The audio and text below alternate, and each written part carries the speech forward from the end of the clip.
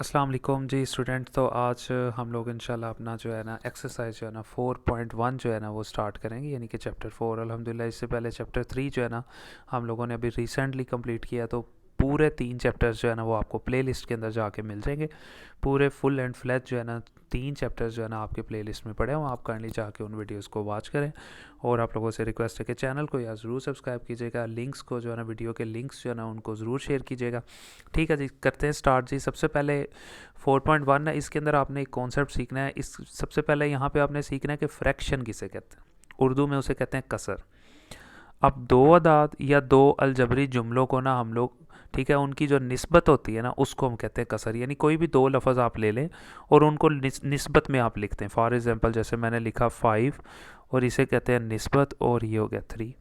ठीक है, ये देखें ना 5 और ये निस्बत और ये वाला 3, तो इसको हम लोग कहेंगे कि फ्रैक्शन। और इसको हम इस तरह से लिखते हैं 5/3। ये चीज़ कहता है दो अदाद हो जाए या कोई भी दो अलजबरी जुमले हो जाए। जैसे अलजबरी जुमला इसी के साथ में 5x+1 लिख देता हूँ, इसी के साथ में 3x+2 लिख, अब ये जुमला बन गया। ठीक है, तो अब देखें ये दो लफ्ज़ जो है ना ऊपर नीचे ये डिवाइड हो रहे हैं, निस्बत में लिखे हुए हैं, तो इन्हीं को हम लोग लेंगे कसर। और इंग्लिश में आपकी डेफिनेशन फिर वही कि रेशो ले लेनी। रेशो का मतलब ही निस्बत दो नंबर्स की ले लें या दो अलजबरिक एक्सप्रेशन की ले लें। नंबर होगा तो सिर्फ मैथ के लफ्ज़, अलजबरिक एक्सप्रेशन होगा तो ये वाला, उनकी निस्बत को हम लोग क्या कहते हैं जी, फ्रैक्शन कहते हैं। ये चीज़ भी यहाँ पे आप लोगों को अच्छे से समझ आ गई। अच्छा जी, जो नेक्स्ट चीज़ है, ये डेफिनेशन इंपॉर्टेंट है, आप ये जो है ना डेफिनेशन लास्ट में याद रखिएगा। अब यहाँ पे ना दो लफ्ज़ आएंगे, एक न्यूमिनेटर और एक डिनोमिनेटर। आपको इन दो लफ्ज़ों का पता होना चाहिए। जो ऊपर लफ्ज़ लिखा होता है ना उस जगह को कहते हैं न्यूमिनेटर, और जी नीचे वाला जो लफ्ज़ होता है उसे कहते हैं डिनोमिनेटर। जैसे फॉर एग्जांपल मैं यहाँ पे लिख देता हूँ जी 5/3, तो ये 5 जो है ना ये न्यूमिनेटर में लिखा हुआ है, और ये जो 3 है ना ये डिनोमिनेटर में लिखा हुआ है। और इसी तरह जो न्यूमिनेटर है ना उसका नाम होता है डिविडेंड। ठीक है, और जो डिनोमिनेटर होता है इसका नाम होता है डिवाइज़र। डिवाइज़र को वैसे कहते हैं कि तकसीम करने वाला। जिस रकम को तकसीम करना है उसको ऊपर लिखा जाता है, और जिस रकम से तकसीम किया जाता है उसको नीचे लिखा जाता है। और उर्दू में इसको कहते हैं मकसूमुल अलिया, और डिवाइज़र को कहते हैं तकसीम कंदा, कि यानी जिसने तकसीम करना है। तो कुछ ये बेसिक्स हैं जो आप लोगों ने यहाँ पे याद रखनी है। अच्छा जी, उसके बाद यहाँ पे आपको पता होना चाहिए जी रैशनल फ्रैक्शन किसे कहते हैं। तो सबसे पहले उसने कहा जी न्यूमिनेटर की वैल्यू, इसका मतलब होता है एन का मतलब न्यूमिनेटर, कि न्यूमिनेटर की जो वैल्यू होगी वो भी एक्स में होगी, डिनोमिनेटर की वैल्यू वो भी एक्स की शक्ल में होगी। इस तरह का अगर कोई जुमला आ जाए ना तो उसको हम लोग कहते हैं कि ये नातर कसर है, यानी कि नातिक कसर है, यानी कि ये रैशनल फ्रैक्शन है। जबकि उसने यही कहा है कि न्यूमिनेटर और डिनोमिनेटर कसीर रकमी है। कसीर रकमियों का मतलब यहाँ पे ये है कि वो हमेशा एक्स की शक्ल में होगा। जैसा कि आप यहाँ पे देख सकते हैं, ये न्यूमिनेटर की रकम है, ये भी देखें एक्स की शक्ल में लिखी हुई है, और ये डिनोमिनेटर की शक्ल है तो ये भी एक्स की शक्ल में लिखी हुई है। यही उसने कहा था।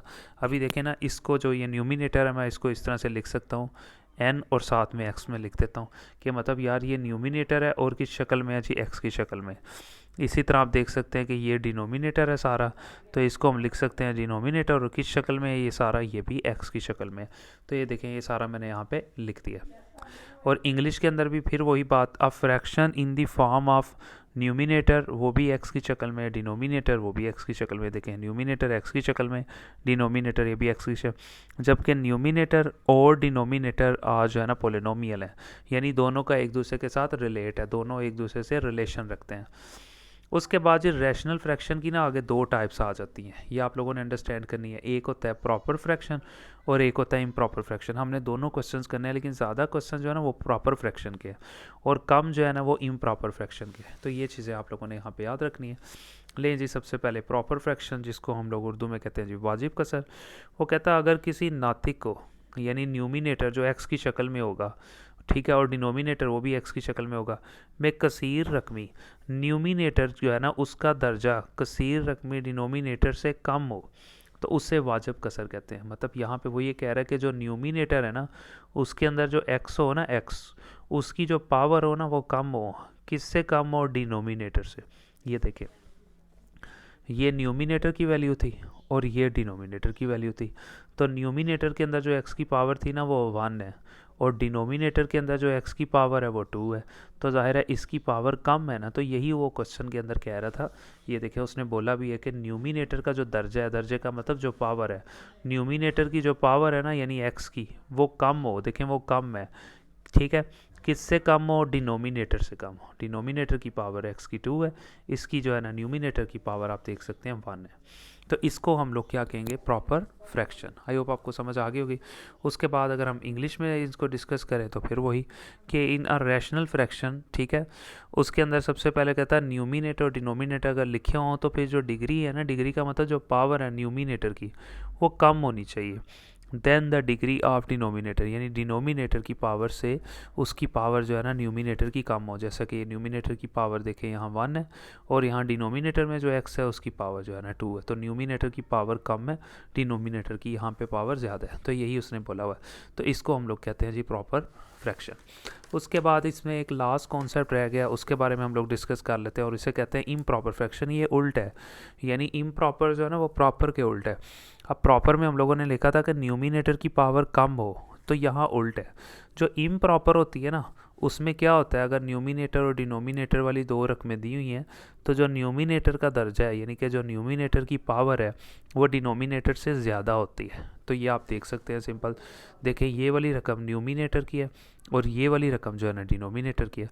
तो न्यूमिनेटर के अंदर जो x की पावर है वो आप देख सकते हैं ज़्यादा है, जबकि डिनोमिनेटर के अंदर जो x है उसकी पावर यहाँ पे 1 है तो कम है। यानी न्यूमिनेटर की पावर ज़्यादा है और डिनोमिनेटर की पावर जो है ना यहाँ पे कम है, यानी कि उसके उल्ट है। तो ये फिर इम्प्रॉपर होता है, इसको फिर हल करते हैं। इंग्लिश मीडियम में ये डेफिनेशन ये होगी कि रैशनल फ्रैक्शन कोई भी न्यूमिनेटर डिनोमिनेटर लिखे हो तो जो डिग्री है ना, डिग्री का मतलब जो पावर है न्यूमिनेटर की, वो मस्ट बी ग्रेटर, वो ज़्यादा होनी चाहिए। जैसा कि मैंने आपको दिखाया उसकी पावर देखें यहाँ पे ज़्यादा है। अब किससे ज़्यादा होनी चाहिए? Than denominator. ज़ाहिर है डिनोमिनेटर की वैल्यू से उसकी जो है ना पावर ज़्यादा होनी चाहिए। तो फिर इसको हम लोग क्या कहते हैं जी? Improper fraction. तो आई होप आपको ये कॉन्सेप्ट समझ आ गए होंगे। अब सबसे पहले हम लोग जो है ना क्वेश्चन स्टार्ट कर लेते हैं। सबसे पहले आपको यहाँ पे क्वेश्चन नंबर 1 उसने दिया हुआ है, इसको हल किस तरह से करना है? बहुत आसान है। ये वैल्यू एज इट इज़ आपने लिखनी है, ये देखें मैंने यहाँ पर लिख दी, फिर बराबर लिखना है। अब एक ये वैल्यू है और एक ये वैल्यू है, यानी कि ये फैक्टर है, एक ये फैक्टर है और एक ये फैक्टर है, बने बनाए फैक्टर है। अगर ना यहाँ पे बने हों तो फिर खुद बनाते हैं। यहाँ पे देखिए एक फैक्टर ये है और एक फैक्टर ये है, तो आपने क्या लिखना है? बराबर लिखना है और फिर आपने a लिखना है, ठीक है, और इस रकम को नीचे लिख देना है, प्लस फिर आपने b लिखना है और ये दूसरे वाली रकम को आपने जो है ना इसके नीचे लिख देना है। सिंपल, यानी ये रकम लिख के बराबर में a रकम लिख के, ठीक है, यानी a लिखना है और जो नीचे वाली रकम है वो इस a के नीचे लिख देनी है, प्लस फिर b लिखना है और ये जो दूसरी रकम है ये इसके नीचे आपने लिख देनी है और इसको आपने इक्वेशन 1 का आप नाम दे सकते हैं। अब आपने करना कि हर सवाल में एक ही तरीकाकार है हमेशा। ये जो लेफ़्ट है ये लेफ़्ट है, लेफ़्ट के नीचे जो रकमें पड़ी हुई हैं ना, ये दो रकमें हमेशा आपको यहाँ नज़र आएंगी। इन दोनों रकमों को ना आपने बराबर के इस तरफ भी और बराबर के इस तरफ भी जितनी भी रकमें हैं सबसे मल्टीप्लाई करवा देना है इक्वेशन 1 में। ये पूरी इक्वेशन 1 थी, इस इक्वेशन 1 को मैंने क्या किया? इस दोनों रकमों से ना मल्टीप्लाई करवा दिया इसी रकम को। देखिए पहले ये रकम लिखी और मल्टीप्लाई ये नीचे वाली दो रकमें, बराबर फिर ये रकम लिखी और मल्टीप्लाई इसके साथ भी ये दोनों रकमें, प्लस फिर ये वाली रकम लिखी और मल्टीप्लाई इसके साथ भी ये दोनों रकमें। आप देख सकते हैं मैंने यहाँ पे मल्टीप्लाई करवा दी है, यानी कि इसी इक्वेशन के अंदर हम लोगों ने इसी इक्वेशन को इन दोनों रकमों से हमेशा मल्टीप्लाई, इसको भी मल्टीप्लाई, इन्हीं दोनों से इसको भी मल्टीप्लाई। अब आप देख सकते हैं ये x+1 इससे ख़त्म, ये इससे ख़त्म, ठीक है, ये तो हो गया जनाब, ख़त्म हो गया। अब हमारे पास यहाँ पे क्या रह गया? सिर्फ 7x-1 रह गया, बराबर ये x+1 से ख़त्म, a रह गया यहाँ पे और x-3 रह गया, प्लस फिर यहाँ पे b और ये x-3 जो आप देख सकते हैं ये x-3 इस x-3 से ख़त्म, b रह गया और x+1 रह गया, वो मैंने यहाँ पे एज इट इज़ लिख दिया। इसको हम लोग फ़र्ज़ कर लेंगे इक्वेशन नंबर 2, हमेशा ऊपर वाली को 1 फ़र्ज़ करेंगे, इसको हम फ़र्ज़ करेंगे इक्वेशन नंबर 2। अब यहीं से स्टोरी शुरू होगी। अब इक्वेशन 2 के अंदर ये जो रकम होगी ना ये, ठीक है, इसको हम लोगों ने इक्वल टू 0 फ़र्ज़ कर लेना है, यानी लेट कर लेना है इस रकम को इक्वल टू 0। x इधर ही रहा, ये -3 उधर जाके +3 हो जाएगा, ठीक है, ये x की कीमत आ गई। फिर आपने क्या करना है? ये x की कीमत यहाँ से उठानी है और इसी इक्वेशन में पुट कर देनी है। ये x को उठाना है और इसी इक्वेशन में पुट कर देना है। ये लें जी, पुट इन इक्वेशन 1। अब देखें ये 7 था, तो x की जगह पे ये x की कीमत जो थी x की जगह पे 3 लिखा, माइनस फिर 9 वैसे ही रह गया बराबर, फिर a रह गया, फिर x की जगह पे ये देखें 3 माइनस ये वाला 3 आ गया, प्लस फिर आपने b लिखा और फिर इस x की जगह पे आपने ये कीमत x की 3 लिखी, प्लस ये वाला 1 यहाँ पे आपने लिख दिया। 7 को 3 से मल्टीप्लाई किया 21 माइनस 9 वैसे ही, फिर बराबर में a लिखा, 3 माइनस 3 0 आ गया, प्लस b लिखा और 3 प्लस 1 ये एज इट इज़ आ गया। तो अब ये अगर 21 में से 9 जो है ना माइनस कर लेंगे और इसको जो है ना हम लोग मज़ीद सॉल्व कर लेंगे। इधर 12 रह गया और वो 1 माइनस 1 आपको पता है जो है ना 0 हो गया था, और ये b4 बाकी रह गया। ये 12 वैसे, ये 0 ख़त्म, ये चीज़ रह गई। अब हमने b फाइंड करना है, तो 4 इधर b से मल्टीप्लाई हो रहा है, इस 4 को यहाँ से उठाएंगे और इस 12 के नीचे जो है ना आप देख सकते हैं डिवाइड करवा देंगे। इस 4 को हमने इससे डिवाइड करवा दिया, b वैसे ही 4 3 12, ये आ गया b का आंसर। अब हम क्या करेंगे, b का आंसर आ गया, दोबारा फिर देखेंगे इक्वेशन नंबर 2 को। इक्वेशन नंबर 2 को हमेशा देखना है, पहले इसको हम लोगों ने 0 के बराबर रखा था, अब इसको 0 के बराबर रखेंगे x प्लस 1 को, और फिर इसी इक्वेशन में दोबारा फिर x की वैल्यू को पुट कर देंगे। ये देखें, ये मैंने फिर क्या किया, x प्लस 1 को 0 के बराबर रखा, x लिखा, प्लस 1 था उधर जाके माइनस 1 हो गया। ये x की कीमत दोबारा फिर इक्वेशन 2 में पुट कर देंगे। ये इक्वेशन नंबर 2 मैंने यहाँ पर लिख लिया, ठीक है। 7 लिखा, x की वैल्यू अभी निकाली थी -1, फिर माइनस आ गया 9 इक्वल टू a लिखा, फिर x की कीमत -1 और ये -3, प्लस b लिखा, फिर x की कीमत -1 और ये +1। ये आप देख सकते हैं 7 को -1 से मल्टीप्लाई किया -7 और ये वाला -9 आ गया, फिर a लिखा -1 और -3 -4 आ गया, प्लस b आ गया -1 + 1 ये 0 हो गया। आप देख सकते हैं यहाँ पे ख़त्म हो गया। अब -7 और -9 जो है ना ये हो गया जी -16, आप देख सकते हैं सिंपली, फिर a -4 वैसे ही और ये 0 वैसे ही 0 हो गया। अच्छा जी, अब क्या करेंगे, -16 वैसे ही, ये वाला माइनस मैंने बाहर निकाल के लिख लिया, आप चाहे यहीं से कटिंग कर देते, माइनस को मैंने बाहर पीछे ला के लिख दिया और a और 4 खाली रह गया, माइनस माइनस से ख़त्म हो गया, सिंपल। अब a 4 रह गया और साथ में 16 रह गया। अब हमने a फाइंड करना है, ये 4 जो है ना मल्टीप्लाई हो रहा है, 4 को इस 16 के नीचे ला के डिवाइड करवा देंगे। तो ये देखें डिवाइड करवाया तो डिवाइड a और 4 4 16, ये a का आंसर आ गया।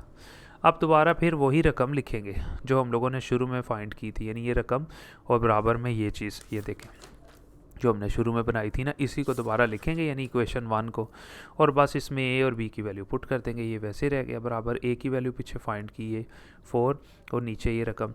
फिर हम लोगों ने, आप देख सकते हैं यहाँ पे सिंपली, ठीक है जी, सबसे पहले फिर हमने क्या किया, ये b की वैल्यू जो हम लोगों ने पीछे फाइंड की वो लिखी और साथ में आप देख सकते हैं ये रह गया, ठीक हो गया। तो यहाँ पे हम लोगों का जो क्वेश्चन नंबर 1 है ना वो कंप्लीट हो गया। ले जी अब चलते हैं हम लोग क्वेश्चन नंबर 2 की तरफ। तो क्वेश्चन नंबर 2 जो है ना वो भी बहुत आसान है। ले जी क्वेश्चन नंबर 2 के अंदर अगर आप देखें, सबसे पहले दोबारा फिर यही रकम, ठीक है, और इसी तरह हम लोगों ने ये नीचे वाली रकम जो है ना, सबसे पहले a लिखा और ये नीचे वाली रकम, प्लस फिर b लिखा और ये वाली नीचे वाली रकम मैंने यहाँ पे लिख दी है, ठीक है जी। अब दोबारा फिर आप देख सकते हैं यहाँ पे हम लोग क्या करेंगे, इसी रकम को, यानी इस पूरी इक्वेशन को 1 फर्स्ट कर लिया, अब इसी रकम को मल्टीप्लाई करवाएंगे इस पूरी रकम से, फिर इसी रकम को मल्टीप्लाई करवाएंगे इससे, फिर इसी रकम को मल्टीप्लाई करवाएंगे इस रकम से। इक्वेशन 1 मैंने लिख दिया, multiply by x - 4 x + 3 on both side, equation 1 के साथ ये रकम लिखी और मल्टीप्लाई करवाया इस रकम को, बराबर में ये रकम लिखी और मल्टीप्लाई करवाया इसी रकम को यानी इन दोनों को, फिर प्लस फिर ये रकम लिखी और मल्टीप्लाई करवाया इन दोनों से। ये देखें मैंने यहाँ पे कर दिया। अब ये और ये ख़त्म हो गया सारा, सिर्फ x - 11 यहाँ पे रह गया, बराबर में ये x - 4 इससे ख़त्म, a रह गया और x + 3 रह गया, ठीक है, प्लस फिर x + 3 से ख़त्म हो गया, b रह गया और x - 4 रह गया। यानी ये वो चीज़ें थी जो हम लोगों के पास रिमेनिंग में रह गई, आप देख सकते हैं सिंपली। अब इधर x - 11 रह गया था, अब a रह गया और यहाँ पे आप देख सकते हैं ये x + 3 एज इट इज़, और b यहाँ कटिंग होके सारा x - 4 रह गया। इसको हम लोगों ने फ़र्स्ट कर लेना है इक्वेशन नंबर 2। अब यहीं से शुरू होगा। अब इक्वेशन नंबर 2 में क्या करना होता है कि ये जो रकम है ना, ये सबसे पहले इसको आपने लेट करना है इक्वल टू 0 के, x इधर ही रहा, +3 था उधर जाके -3 हो गया, सिंपल।